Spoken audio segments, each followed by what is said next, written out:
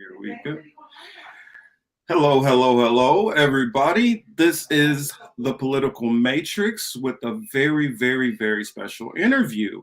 If you guys do not know who I have sitting here with me, it is Tara Reade, a woman who came to many of our attention in not the best of lights, but we do stand with her and support her. And since then, she has been doing a lot of writing on her own, and she was a contributor for RT, which has recently just hit a massive wall of censorship. And so I wanted to be able to get and talk to her about this. And especially I've seen she's had a lot of opinions as far as this whole Russia-Ukraine thing and possibility of World War III. And so I definitely just wanted to talk to her, and so glad that, you know, when I reached out to her, she was so down to earth and cool and just like, yeah, cool, sure, I'll come on, no problem.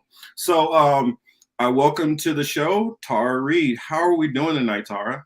I'm good. I'm good. It's nice to see you. And thank you for having me on. I appreciate it. I know, I came to light by coming forward about Joe Biden. I was his staffer, and I was, when I was a very young staffer, he sexually assaulted me. So yeah, I came forward in 2019 and 2020, and then it was immediately called a Russian asset. And yes, so I wrote a book kind of describing what happened to me called Left Out When the Truth Doesn't Fit In. So you can find that any kind of bookstore, and Amazon, I think, still carries it. It hasn't been banned or it hasn't been Russian propaganda yet. Not yet. And also, I've been noticing. Well, I noticed that you're part of Indie News Network also, and we were on a panel. Well, on a stream together, sort of. You were I was a couple of hours before you on the student debt panel, which Blue Moon Red Wine had on. And so I want people to know that Tara has many different interests that she's, you know, occupied with, and a lot of opinions, very good independent takes on a lot of things. So I want you guys to be able to, you know, keep all these things in mind, and not only focus on her for the whole Joe Biden thing. And when I heard about that, I believed it instantly.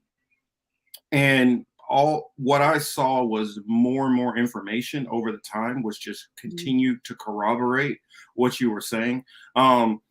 I did a little bit of a body language analysis training, especially in the military. And when I did armored truck, that's kind of something big. And I did a lot of anti-terrorism training. That's a whole other story. Okay.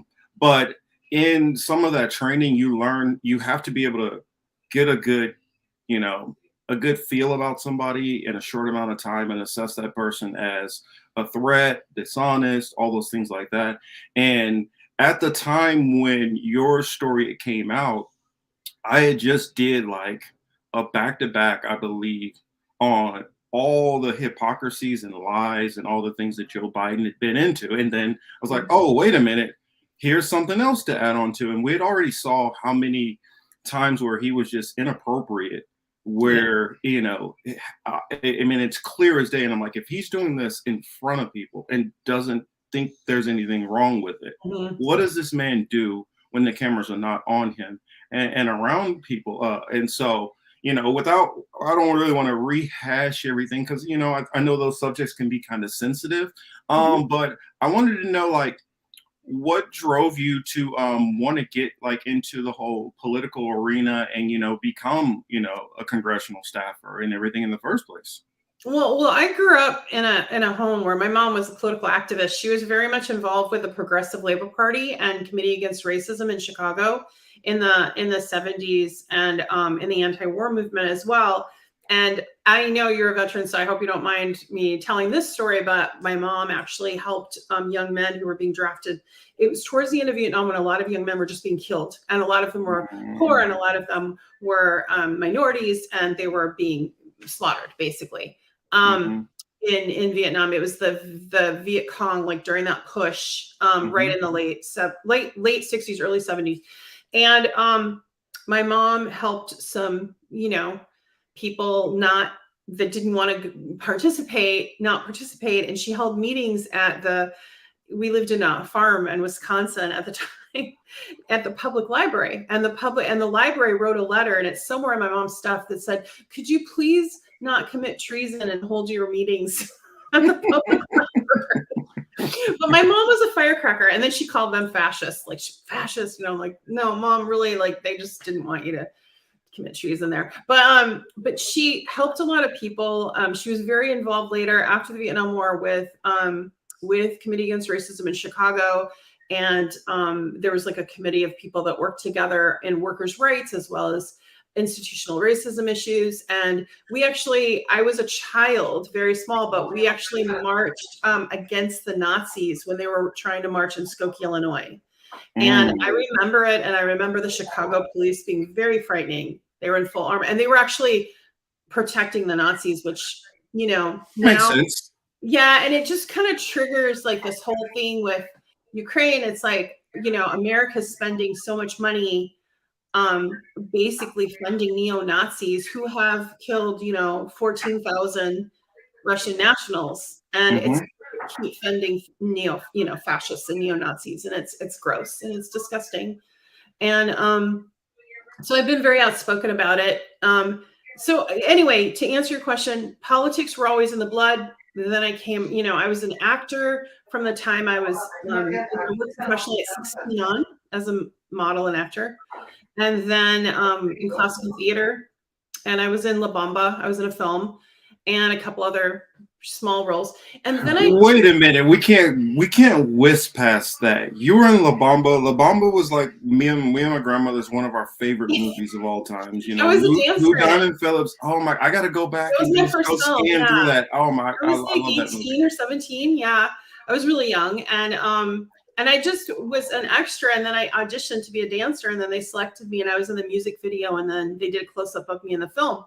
And I loved it. It was fun. You only see me for a second, but it was very exciting, my first role, and then I did some walk-on roles and had lines, but mostly I did classical theater, and I love that. And then I got really hooked into politics because a political science teacher took me aside and said, I'd gotten an A on a certain paper I had written, and Leon Panetta was looking for an intern, and I applied, and I got the internship, and I went to DC. And that started my political. That's right. You were under Leon Panetta. Oh my gosh, I forgot that. Oh yeah, wow. Sorry to interrupt. Congressional race, a couple of them, and then I worked for Joe Biden, and afterwards I worked for a state senator for Jack O'Connell. And later in my life, I put myself through law school, graduated, and became a victim advocate, and became a train the trainer. So with Homeland Security, so I would go in and train police or prosecutors about domestic violence prevention and stalking prevention. And then I was an expert witness and for years. And then that was all destroyed when I came forward about Joe Biden. I got threatened all kinds of ways with my life for coming forward. But what prompted me to speak out, because he was dropping out of the race actually when I came forward, was Lucy Flores was a young politician who came, and then the media was just beating her up. And I talked to my daughter about it, who's an adult at this point, and I just said, I need to come forward now. I need to tell the history with him, because he keeps doing it. Because I had thought maybe he didn't, and he did. And then in 2020, I told my full history. And, it just, reflecting back, like, it's not even so much the assault, it's the way the media weaponized against me and the trauma that caused me the last couple of years, losing my career, being threatened with prison, being threatened with treason. I can't describe to you how frightening that is to a regular citizen with no resources.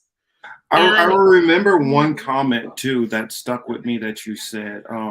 You said that he told you were nothing, and how that affected you, and that really stuck with me, because I know how much the psychological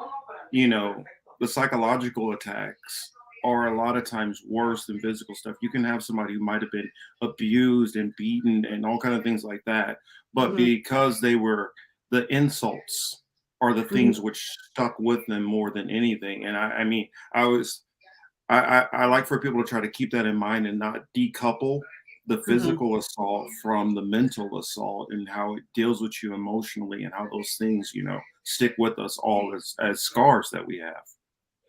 Yeah, you know what you bring up is very because that's the point where it's really hard for me. In fact, when I first was telling the whole history, it was really hard for me to disclose what he said. He said a lot of things to me in a very short period of time, so I remember just flashes, but Hmm. that stayed with me my entire life. And it harmed me in a way I can't really quantify. Yeah. Yeah, and I wanted to invite in my co-host, Chris Lawson. Introduce you to Tara Reade. How are we doing tonight, sir? Hey. Tara. I'm not sure, but good All evening. right. How you doing? How are you Good doing? evening, Nice to Marcus. What's up, man? Yeah, I Um, just got in a little bit. good. Just got in a little bit late. All these New Yorkers and New Jersey folks down here. They make traffic and everything takes so long now. Everything is extended. Yeah, Yeah. he's in Florida. What part of New Jersey? No, I'm in Florida, but I'm just saying Oh, all the you're in people from New Florida. York Okay. and New York are here. Yeah, Yeah, yeah. there's What too part of many Florida of are you them. in?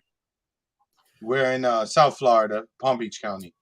Oh, so a beautiful part of Florida. Yeah, not like Yeah. the ugly part that I used to live in, Duval County. Um, Yeah. I was in Duval County, Jacksonville. So yeah, I mean, both of us kind of had our time in Florida. Yeah, I Um, have my time in Georgia. I went to high school in Georgia. And in fact, when I came forward, the New York Times doing their archaeological dig called my boyfriend from the time I was 16 and my drama school teacher. Like that Jeez, was jeez, yeah. Louise. And she's like really old I think she lives somewhere outside Athens, Georgia, and they tracked her down. Poor woman. She was so confused. She probably didn't even remember like which one. Yeah. So Oh, and hello to everybody in the chat. I mean, I see a lot of our friends in here, but we're gonna, hop back in here into this interview. I mean, there's so much that we want to get to, and we definitely want to make sure to have Tara back. Oh, by the way, since I just interrupted, make sure to support Tara.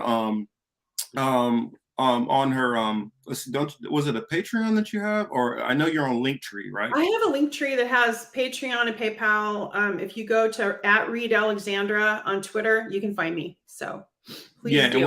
we want to make sure to bring that up again Yeah. for those who come in a little bit late, that you guys can catch it again before she leaves. And then on the live stream that we'll hop on after this, we'll make sure to mention it again. Actually, if you send me that information after, Yeah. I can make sure to put it in the chat and let it scroll so that people can be able to, make Yeah. sure to find you, because one thing that we try to do is we always try to support all content creators for the most part. I mean, of course, those ones who absolutely hate us and we don't really do the crazy far right and all that stuff, but people who are definitely within what we feel our community, and like indie INN, they are, I guess we're cool with you guys and MCSC Network, and so I consider all you guys like family. So I try to plug everybody as I can. Yeah, yeah. Well, Chris. thank you. I'm trying to get my podcast back going. As you know, RT, was banned and then it was pulled down from Google and Spotify, but it's called The Politics of Survival. Yeah, And now, yeah. Go into yeah, that. Yeah. Odyssey actually is invited me on. So I'm on Odyssey. I'm waiting for Rothkin. I'm on Rumble.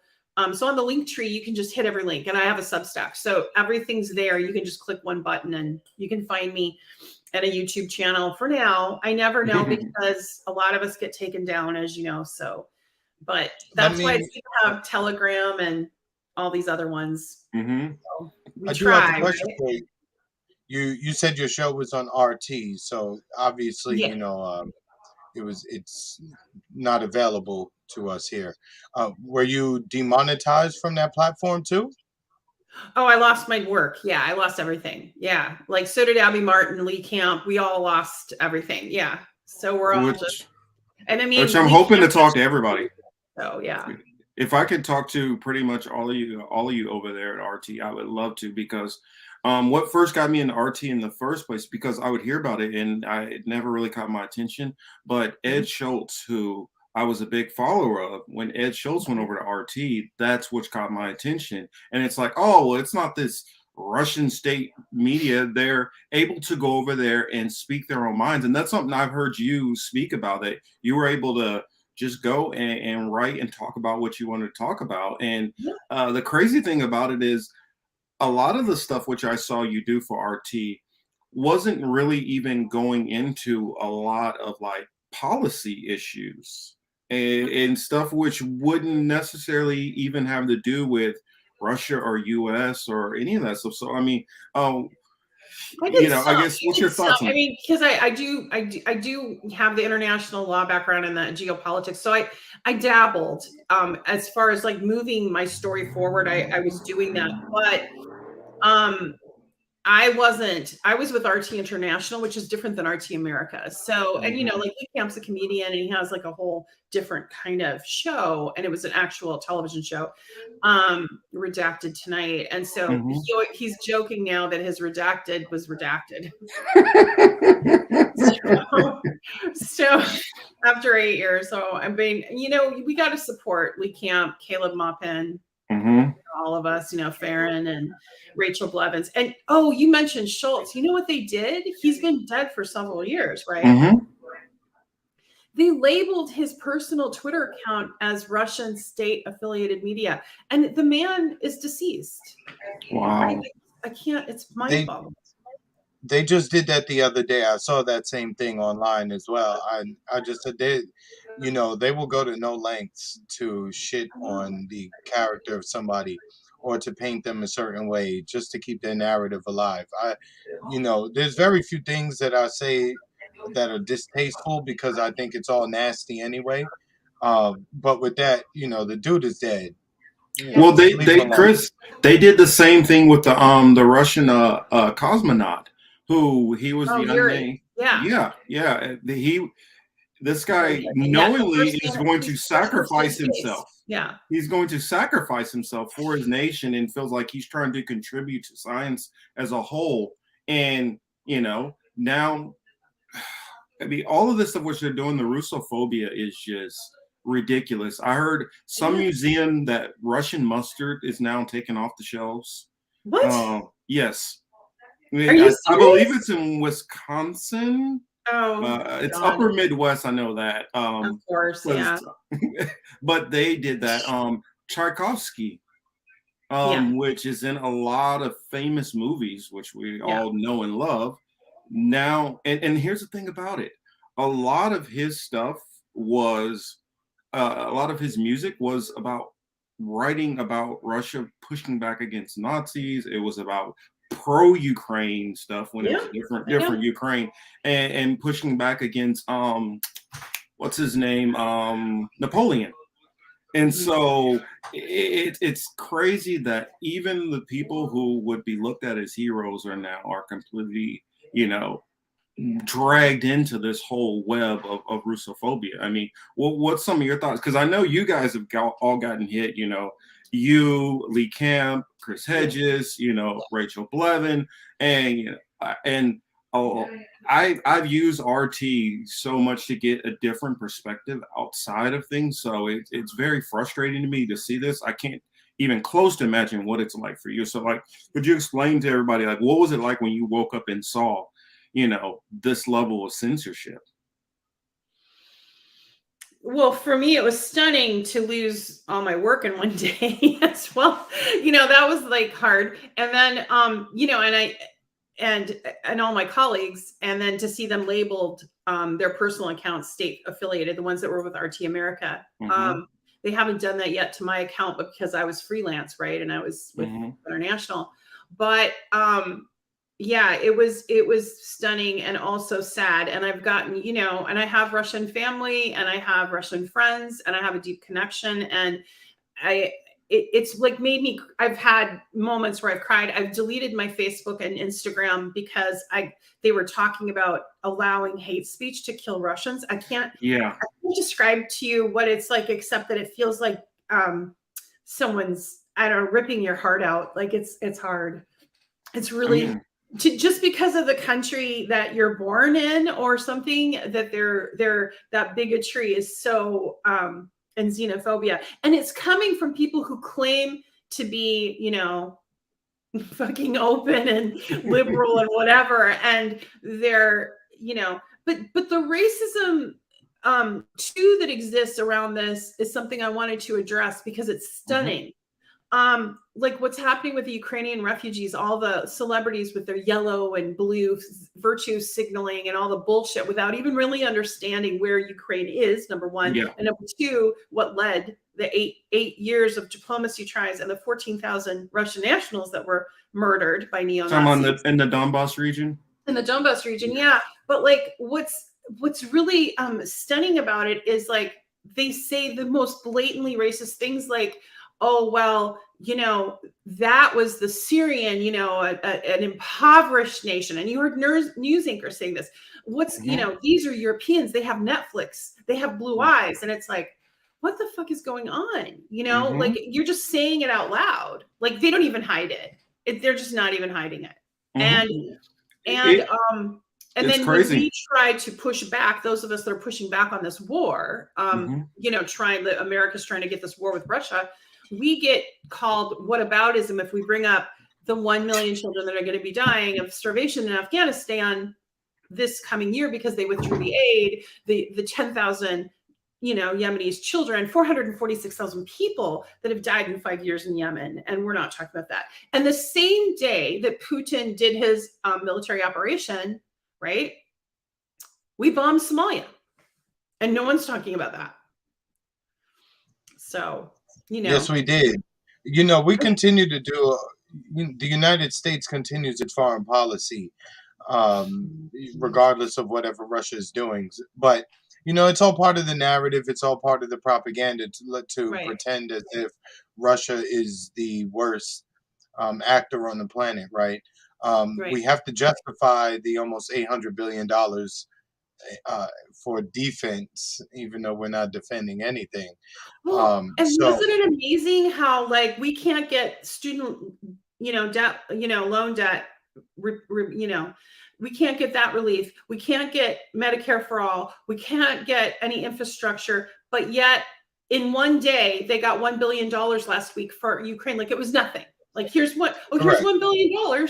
You know, on top of the 800 billion spent on defense. So we've literally spent, because if you add it up, because there was another package of 200 billion, it's over $1 trillion total this year alone for defense.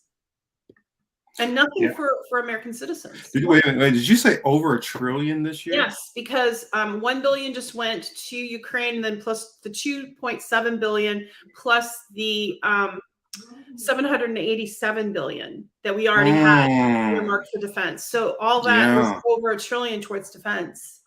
Jeez Louise. And in 1 year. And that's what I'm saying. It's a lot of money spent. So we have to, you know, on our level, we have to go overdrive into making Russia seem as if, you know, they are the latest, biggest boogeyman, and, you know, that they'll, you know, they can nuke you from anywhere in the world, et cetera, et cetera.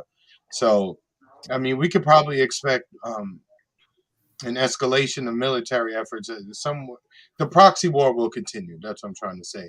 I'm wondering, like, I know that Russia and Ukraine are trying to work out a ceasefire. As of 2 days ago, they were working out an agreement. And actually, the diplomacy was broken down by the Americans. If you remember, they canceled the summit 2 days before the military operation. They canceled, that was America that canceled it, the diplomatic summit. And all Russia wanted was legal guarantees that NATO would stop expanding onto Russian borders. And they didn't want missiles. They didn't want which is, right? That's for, you know, it's from a missile launch or whatever, it would be like hours away from Moscow. Like we wouldn't want that. Like we don't want missiles in Cuba. We don't want missiles along the Mexican border. So these are natural things to protect your country. But more deeply than that, there was the thing that triggered, that's now kind of coming to light, were the biolabs, the 30 biolabs that were in Ukraine, US funded. One of them alone had 125 million from our American investors, right? And those biolabs contained pathogens that were like the plague, horrible things, right? Unleashed could do incredible damage to populations. But this is the thing. America, the American intelligence community denied it through the media, called it the QAnon conspiracy. Then they called it Russian disinformation. Then Victoria Nuland got trotted out into her, having to testify and admit they were there, but then said they were benign. Well, if they were benign, why were they worried about going to Russian hands? And then the Department of Ministry from Russia has now gotten proof. They gave some proof, then they gave more proof that these actually had these pathogens and they exist and they were American funded. And so now, America's doing this backpedal in front of the because they've violated the Geneva Conventions. And well, I was real quick, Tara. I was going to add that they even said that to the extent that there will be a chemical attack or some kind of bioweapon used, that it will be done by Russia. So you have admitted that there's labs there. You admitted that, you've provided some kind of funding. So, and you've said it's under Ukraine's control. But if something happens, it's Russia's fault. I mean, again. Well, this goes back to, what was it, Ned Price, when he got pushed back. He got that viral pushback. I can't remember the reporter's name, but he's like, come on, man, you got to show us this evidence about false flags and stuff. You're starting to sound, a little cuckoo with the false flags. And then, what did he say? Alex Jones territory. And now you have, Newland coming out and admitting all the stuff that they were talking about, that, oh, you guys are crazy for talking about any of this stuff. There's actually, it's not just smoke. There's a raging fire where these theories are. And more, we're starting to see the people who are considered conspiracy theorists are not conspiracy theorists. They are just reporting what the news likes to lie about. I mean, it almost seems as if the whole media has become just a propaganda arm of, the U.S. government.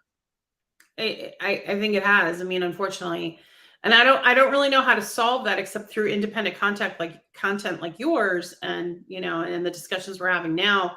It's just that our reach isn't what CNN or and you have people like, I mean, I have people that are close to me that really believe it. They believe the propaganda that Russians are evil. I've had people call me and talk to me about like they like me, but they don't like, and I'm like, I can't have this conversation with you. Go work out your bigotry somewhere else. Like, don't fucking work out your problems with me. Well, here's something also. Like, don't tell me why. And like, everybody also says that Ukraine is, if you hear, the mainstream media side, the CNNs, MSNBCs, even Fox News to a degree, they're going to tell you, oh, don't you guys see how, it's only a matter, if we just do a little bit more, Ukraine can win. Well, if Ukraine is close to winning, then why do you need to send them $1 billion in aid? No, yeah, they're not. Why is Zelensky screaming for an airstrike every 5 minutes? Didn't they send them 13 billion? Haven't they sent them 13 billion, or at least agreed upon $13 billion for Ukraine? 14. And the billion was on top of it.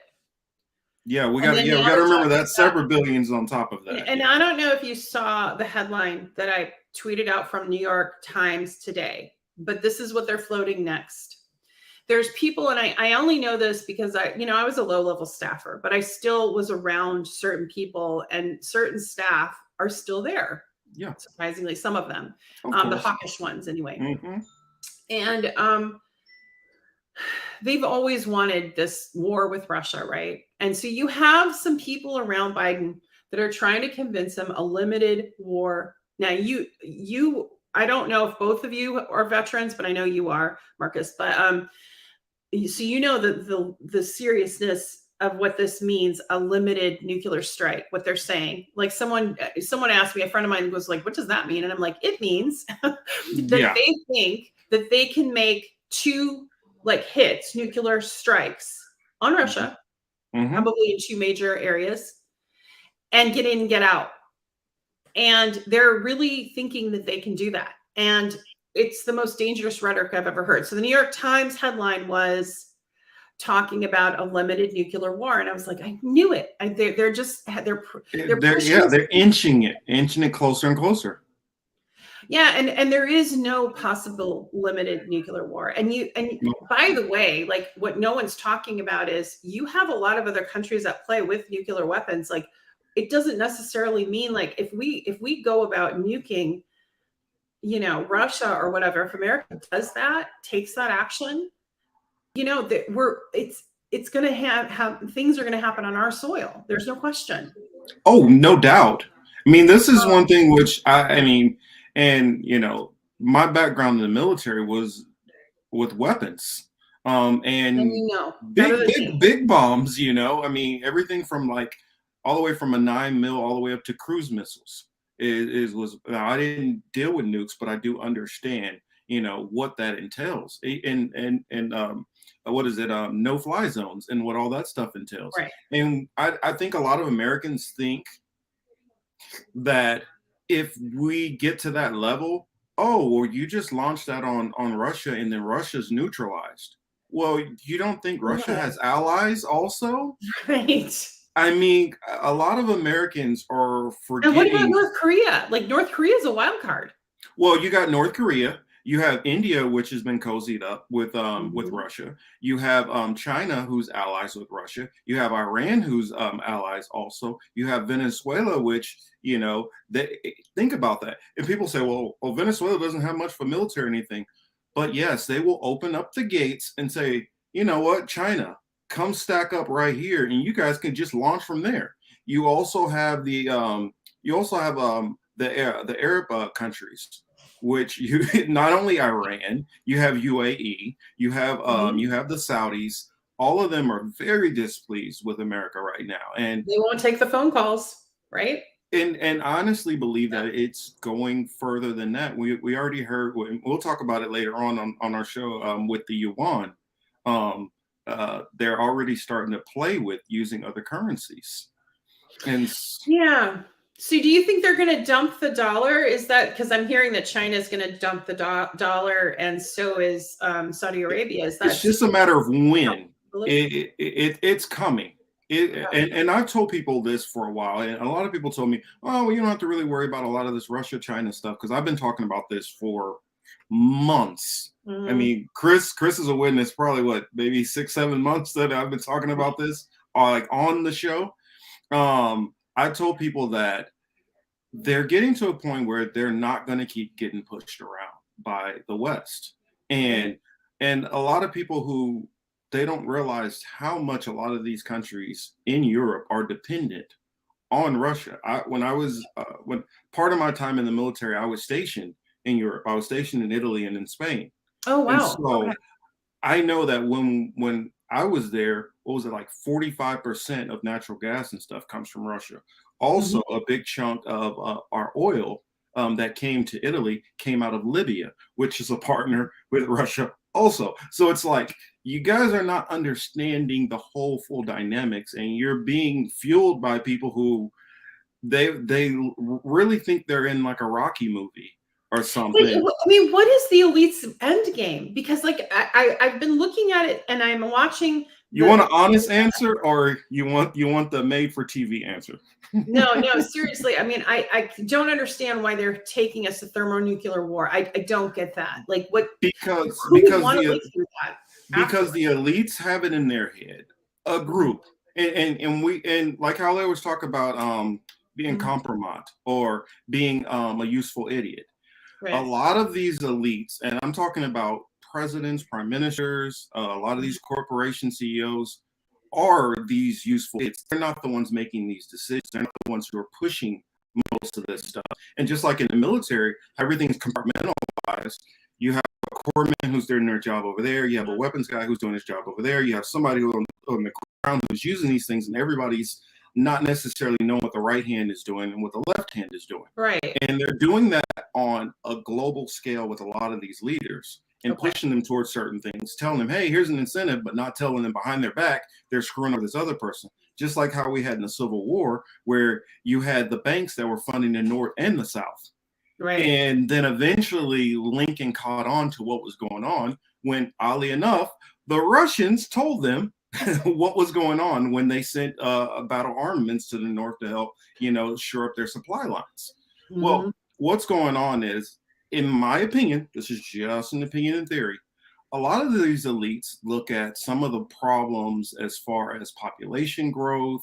They look at resources growth. They look at climate change, and they believe that, you know what, if we had a couple billion less people roaming around here and we just, put ourselves away in bunkers for a while, or some people like Elon Musk believe I just go float around out in space for a while, then we can come back and just have, the planet to ourselves. And so, Wow. though that's insane, I That believe we're dealing sounds with so people insane. who have that. I mean, I They believe we're really dealing with people that people. really think that. That's amazing. Well, think about it. We literally have people where they thinking, okay, well, I'm going to send this whole battalion of people off to be a decoy. I know that I'm going to send 10,000 people to their death, but I need to get over this bridge here. So I'm just Wow. going to sacrifice them. And if you could get to that level of calculation, when Right. you get so isolated away from people and you're only around your select group, the rest of us Mhm. are numbers to them, widgets. True. That's true. It's dark. I It's really mean, sad. we don't we think in I think we think in regards of how, if one of us was at the top, how we would handle things, and we have compassion, and we think of, Mhm. and we're not thinking in the mindset of somebody who literally is like a Bond villain. Yeah. That's, I mean, I was hoping that it wasn't that diabolical, but I think you're right. And I think there's a lack of, well, I mean, you see it with Elon Musk. He's like, and Bezos, they really are disconnected from people, human Hmm. beings. And Oh yeah. especially Zuckerberg, I mean, he's robotic. Like Hmm. Yeah. he's not even carbon based. And so this is just from my thinking, and Chris is Yeah. also. This is Yeah. where we kind of, because we will dig into those areas where a lot of people are not willing to touch. Like I did a whole thing breaking down the so-called Illuminati Yeah. and going into the 13 families and going into, the Council of 300, Council of Rome, Malta, how the whole organization works. And when you start realizing there's only a couple thousand people who are literally at the tops of these Yeah. The organizations. World Economic Forum. Yeah. Yep, that's another portion of it Mhm. where that's the kind of, if I had to look at it as something, the World Economic Forum is the steering wheel of this car Mhm. that's being driven. And so when you're that far up to this high level, Mhm. we're not people to them. I Yeah. mean, and it doesn't matter black, white, Jewish, this, Yeah. that, they don't see any of us as, Anything. we're widgets. Like, I mean, think about what got us into World War One or World War Two. You basically had a couple of, family members, literal family members, who got in beefs about, I want this area where I want this oil and I want that, and Mhm. started fighting and sending millions of people to their death Yeah. because of what a Absolutely. handful of elite people wanted to do. And I think that because most of us are good natured, we don't want to think that way. We don't want to think that's possible. It's hard, yeah. It's hard to wrap your head around it. It is because we all, well, I mean, like you brought up what Biden said to me, right? Mhm. Yeah, You are you're nothing to nothing. me. You are nothing. Hmm. I mean, if someone tells you who they are, believe them. But and that's the problem. We have a hard time believing them. Yeah. We have a hard when they literally. I mean, and I would hope that it never gets to this point, but Yeah. I could easily see them ordering people, in to well, think about it. We've had how many genocides in the world? I I know. mean, Yeah. if people on that smaller level can line up a whole group of people, and unload on them and just push them into a ditch, which when I was in Bosnia and Kosovo, that's some of the stuff that I saw. I Oh, I'm mean, sorry. I'm sorry. so That's when brutal. we're dealing with this level of, of evil, I'm not going to use any of these psychological, Yeah. fun terms, Just evil, evil. Yeah. then there's no limit to what these people will do. I believe. Now, some of these people are useful idiots. They don't realize it, or Chris, what was the name of that show that we covered? Do you remember it with the that episode got taken down? You Was remember it the it? feed? Was it the feed or was it Utopia? Utopia. That's what it is. Utopia, when the CEO in there, he's explaining out like the plan for basically sterilizing billions of people to limit population growth. All of us think that that's just the evil guy in the movie that thinks that way. I mean, if we go back to, say, a Margaret Sanger, what she said for Planned Parenthood, you know, she was talking about black and brown people were just weeds that need to be plucked up. And then we have a Hillary Clinton who that's her idol. So, and then you go into Bill Gates, which a lot of people don't realize his father was a eugenicist also. Oh, I didn't know that. Okay, yeah. He was one of the funders of Planned Parenthood. Planned Parenthood, yeah, he was very much involved with them at the early stages. Well, you know, back to what we were discussing about this buildup, using weaponizing media and then censoring other voices. So I've just noticed that the tone has changed from there's no talk about diplomacy in the Western media right now at all. They just are like, when are we going to do it? When are we going to do it? When are we going to do it? So what do you see happening like in the next couple of weeks? Because I have a theory that I think Ukraine and Russia are close to a ceasefire. And then I see kind of the elites in the West kind of floundering a bit, trying to make, and I'm worried about a false flag operation then in Ukraine to ignite something with Russia. Me and you are right there at the same spot because for those who don't know what a pincer move is, that's what that's what Russia has been doing to them. You can just look at the map and see it. How they've been taking over area, they go as far as they can, they see resistance, they peel back, and then they flank them. And they flank them in all different directions, and then they inch in, trying to take out as many combatants and leave civilian population, you know, as many as they can harmless. Because you got to remember, they do plan to come back in, and you know, they have to govern this area, even though it's going to be hostilities. They're trying to take it with as little damage as possible, not like Americans where we go in and just bomb the shit out of everything. Yeah, like Libya and Afghanistan. Like Libya. Their infrastructure is destroyed. Yeah. Yeah, they're sneaking in and they're about to almost starve them off. And even that billion that they've sent, how are the resources going to get there? Right. The Russians are already in the country. Do you think that they're just going to let them airdrop that stuff in when they already have air superiority? You think that they're going to let them come across the borders when they have air superiority? I mean, I don't see how that they plan on doing this. And not to mention the Russians, KGB or whatever, who the KGB is now. I'm not sure who's running things there now, but it's FSB. FSB. There we go. They're just like the CIA. They have agents everywhere too. So some of these people, these Ukrainians who come over for training, some of them are Russians. Some of them are reporting back information saying, hey, this is what the Americans are trying to do. Watch out for them. And so I look at it as it's their sovereignty. They're going to want to protect themselves as a nation. And what's wrong with a nation wanting to protect themselves from their enemy getting closer and closer to them? But yeah, once the Ukrainians are kind of subdued, I have a fear about a preemptive strike by the US. Like they're going to try to justify it with something that happens in Ukraine or Poland. Like there'll be some false flag, and it may be Poland because it's a NATO nation, but then that will give them the excuse for the preemptive strike. And I don't know why I'm waking up like the last couple of days with anxiety about this, but like I just feel like they're trying to get manufactured consent through the media about it. And there's been such a cutoff. I mean, what do you think, Chris? I mean, I don't know. Like, yeah, Chris. No, I was going to say that's not a far off. I mean, that's something that should be on the board of things to be considered, right? I don't think it's so far. I mean, look who we're dealing with. Look at our past. Look at the history. there is nothing that they won't do to achieve their goals.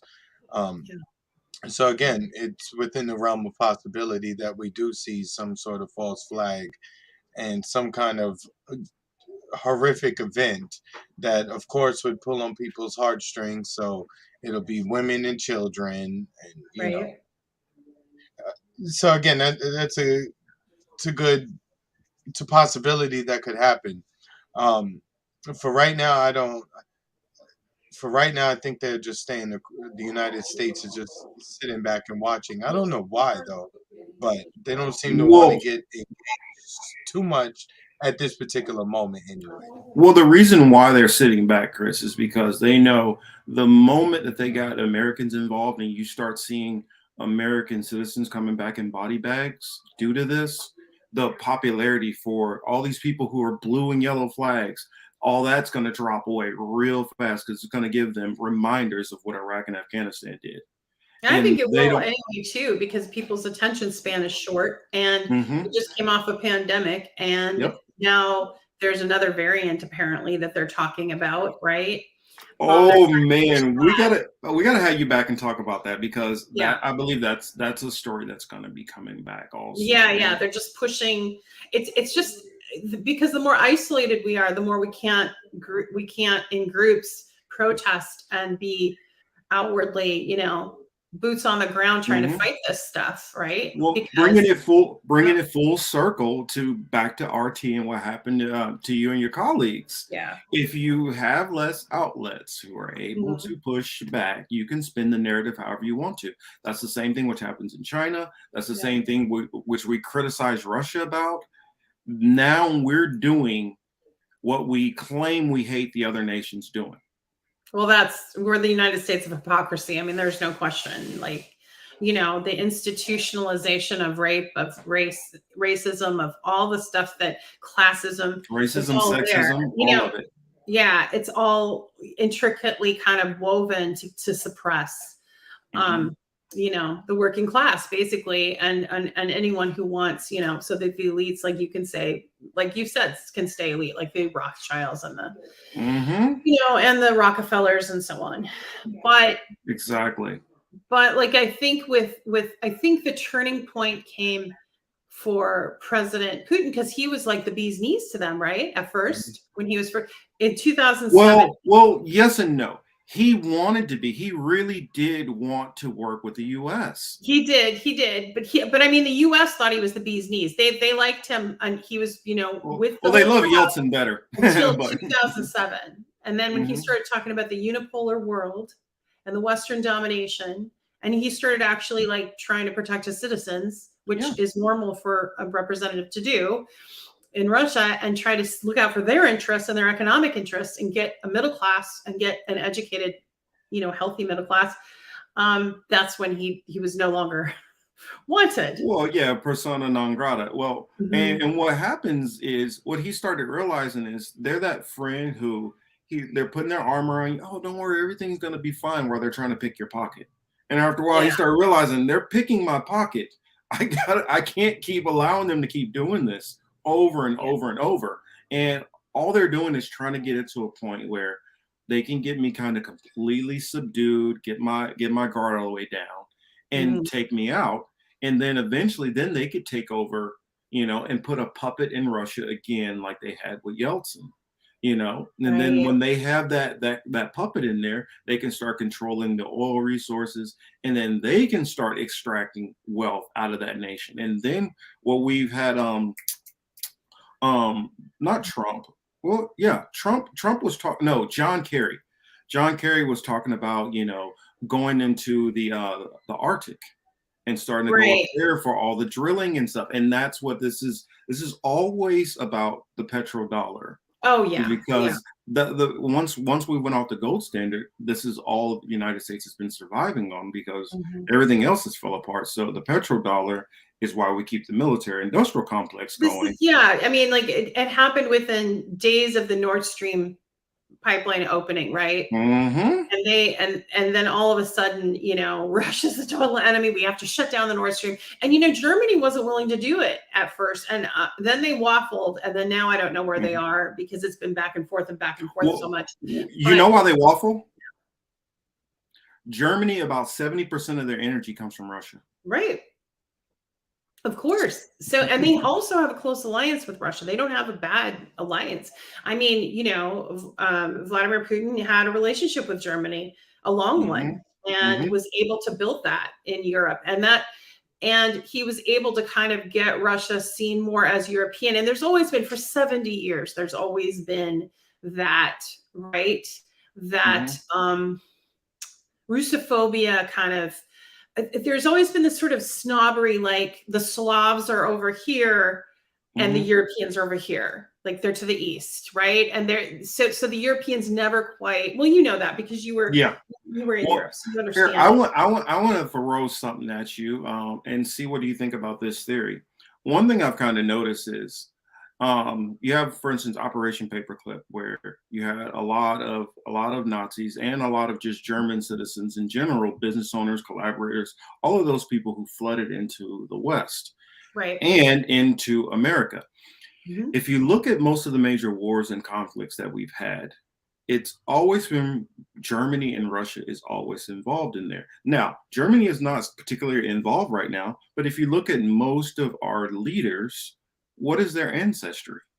A lot of them tie back to Germans and Ukrainians, and a lot of people who were coming from that same region. Yeah.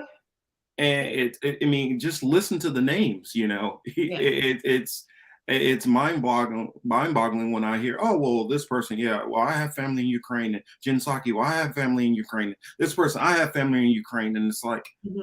How is it all of these people who all managed to rise up to the top, or all have Ukrainian or German, or all of you guys are coming from the same spot? And then we start thinking about a lot of these royal families, a lot of them, the Habsburgs and stuff like that, all come out of Germany. And, you know, that's a whole nother story going into how the different marriages and alliances and all that. But, you know, Marcus, I did want to touch on just the absolute level of just how disingenuous the people in the media are, right? Because if you've been paying attention online, you can go back to look at their coverage about Ukraine for 2014, 2015. They were calling these people Nazis. They were putting up Nazi flags in their publication. I'm talking about Newsweek, New York Times, Washington Post. I'm talking about the same companies and organizations that today are flying Ukrainian flags, saying that Zelensky is God again, you know, God reborn. They were criticizing him and his government and their connection with people who fly, you know, flags from Germany in the 40s. You know, they were actually telling the truth about what was going on there. Now, just for the sake of trying to shit on Russia, you know, that part didn't exist.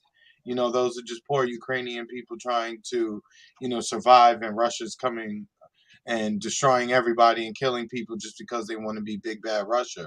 But we know that's some bullshit. The problem is not so much with the organizations, it's with the people.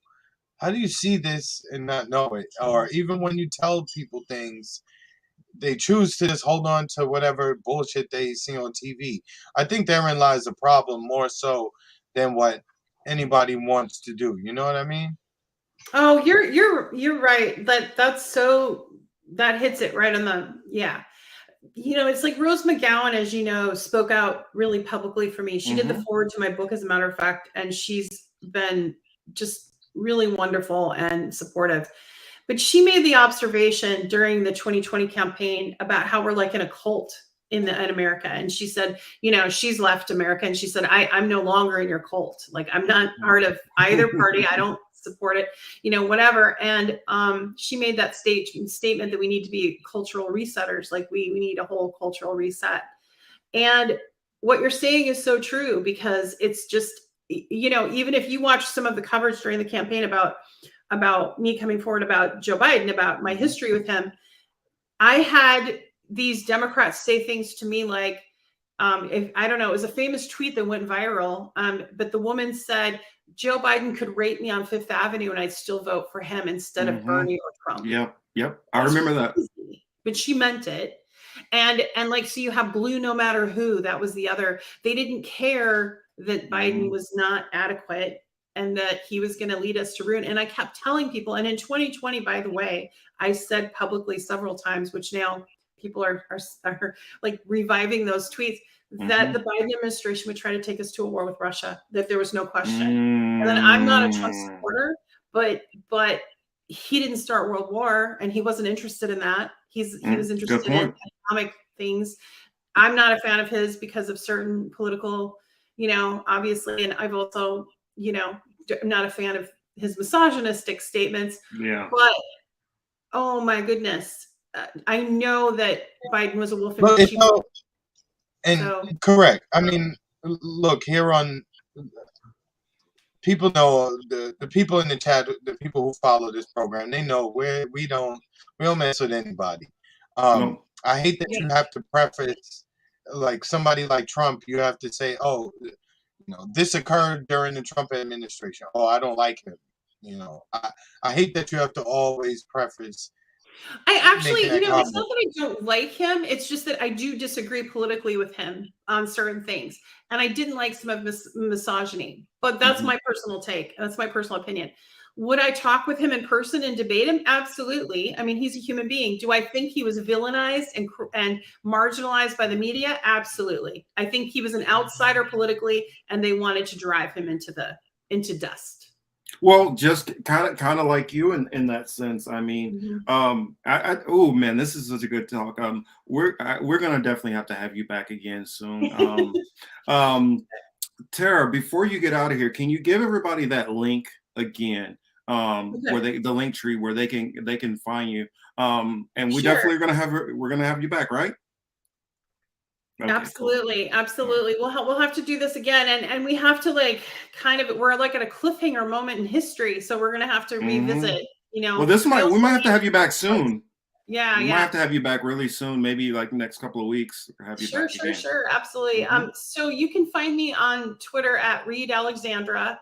And then my link tree is right in my bio, but it's Linktree Tara Reade. You can find me on YouTube. I have a YouTube channel and I have Patreon, PayPal. I do need help getting by because all my work went away with RT, that was important, for a lot of us. So support me if you can, if you want to, if you want to support independent content, that really helps. Also, like Lee Camp, Caleb Maupin, some of my colleagues, please reach out to them too. So yeah, I'm working on something. I don't want to announce it until I get it confirmed, but I am working on trying to get a couple of your colleagues on to speak with them also. And thank you so much for joining us today. And thank you everybody in the chat. I mean, a lot of our friends and family out there. Thank you guys for joining us. And if you guys have any questions, we appreciate it. Any questions that you guys have for Tara, save these comments. Save them because I'm pretty sure these issues are not going to be gone away by the time she comes back on here. So remember all that. Hit me in the DM. Yeah, my DMs are open. And if you have a question and you were in the chat, because I can't see the chats, go ahead and just ask me the question on DMs. I'm totally willing to answer. And Chris, it was really nice meeting you too. And I'm looking forward to talking to you more. So thank you. I appreciate it. Oh, yeah. Yes. And this was, the Political Matrix with Tara Reade. Thank you all for joining us. And we will be back in about 10 minutes. And Shadow Band Refugee is going to be joining us. So hopefully you guys tune in for that. Make sure, Tara, to give your horse some love for me. I do love the animals, but you guys have a good one. Bye. Thank you.